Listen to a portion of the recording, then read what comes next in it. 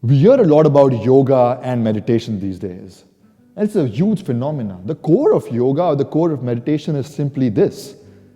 You ought to have a balance.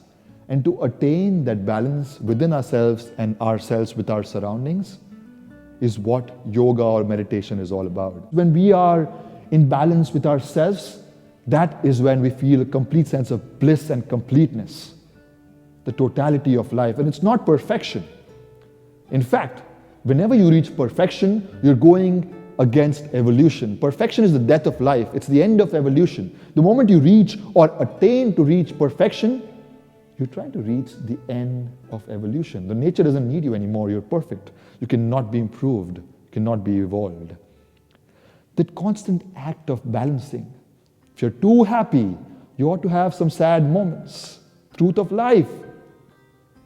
If you're doing something really hard, or if you're working towards your jobs really hard, have you seen people get really bored with it? Really overwhelmed with it? That is because you're going into extremes. And work-life balance is a commonly known phenomena throughout the HR world. You ought to have that balance. You know where the East and the Western worlds went right and wrong? Well, both of them went right in certain ways and wrong the other ways.